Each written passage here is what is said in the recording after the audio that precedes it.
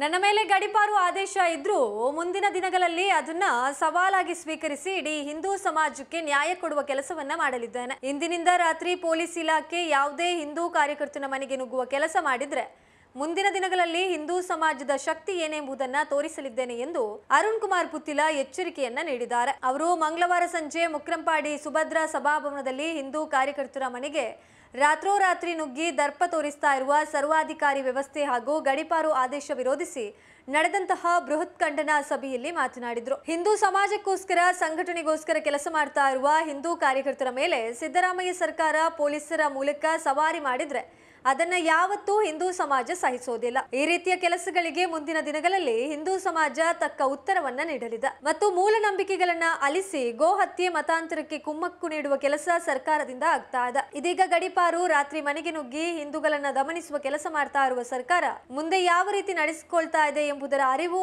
ಆಲೋಚನೆ ಮಾಡಬೇಕಾಗಿದೆ. ಸರ್ಕಾರದ ಈ ನಡೆಯನ್ನ ಸವಾಲಾಗಿ ಸ್ವೀಕರಿಸಬೇಕಾಗಿದೆ. ಬೇರೆಯವರನ್ನ ಓಲೈಕೆ ಮಾಡಿ ಅಧಿಕಾರಕ್ಕೆ ಬರುವವರು ಬಿಜೆಪಿ ಪಕ್ಷವಲ್ಲ. ಮುಂದಿನ ದಿನಗಳಲ್ಲಿ ದಕ್ಷಿಣ ಕನ್ನಡ ಜಿಲ್ಲೆಯಲ್ಲಿ ಎಲ್ಲಾ ಕ್ಷೇತ್ರಗಳನ್ನ ಬಿಜೆಪಿ ಅಧಿಕಾರಕ್ಕೆ ಬರುವಲ್ಲಿ ಪ್ರತಿಯೊಬ್ಬ ಹಿಂದೂ ಶ್ರಮಿಸಬೇಕಾಗಿದೆ ಎಂದರು. ದಿಕ್ಸೂಚಿ ಭಾಷಣ ಮಾಡಿದ್ದ ಆರ್ಎಸ್ಎಸ್ನ ಗಣರಾಜ್ ಭಟ್ ಪುರಾಣಗಳ ಆಶಯದಂತೆ ಹಿಂದೂ ಬದುಕು ನಡೆಸ್ತಾ ಇದ್ದು ಇದೀಗ ಸಿದ್ದರಾಮಯ್ಯ ಸರ್ಕಾರ ಹಿಂದೂಗಳನ್ನ ವಿವಿಧ ರೀತಿಯಲ್ಲಿ ದಮನಿಸುವ ಕೆಲಸ ಮಾಡ್ತಾ ಇರೋದು ದುರಾದೃಷ್ಟ. ಇಂತಹ ತಲೆಕೆಟ್ಟ ಸರ್ಕಾರಕ್ಕೆ ವಿನಾಶಕಾಲ ಬಂದಿದೆ.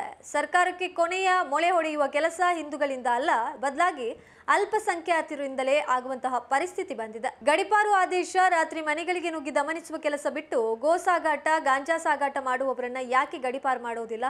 ಸಮಾಜಕ್ಕೋಸ್ಕರ ಪ್ರಾಣವನ್ನೇ ಅರ್ಪಿಸುವವರನ್ನ ಗಡಿಪಾರು ಮಾಡೋದ್ರಲ್ಲಿ ಅರ್ಥವಿದೆಯೇ ಎಂದು ಪ್ರಶ್ನಿಸಿದಂತಹ ಅವರು ಪಾಂಡವರನ್ನ ಗಡಿಪಾರು ಮಾಡಿದ ಕೌರವರೇ ಉಳಿಯಲಿಲ್ಲ, ರಾಮನನ್ನ ಗಡಿಪಾರು ಮಾಡಿದ ರಾವಣ ಸೇನೆಯೇ ಉಳಿಯಲಿಲ್ಲ.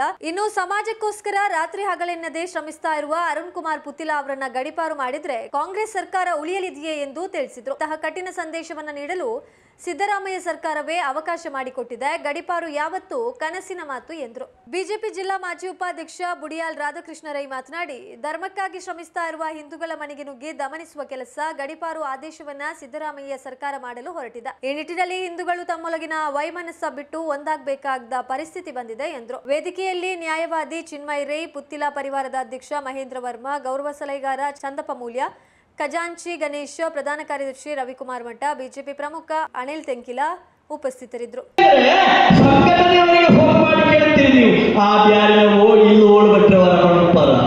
ನಿಮಗೆ ಗೊತ್ತಿಲ್ಲ, ಅಯ್ಯೋ ಯಾರೋ ಸಂಘದ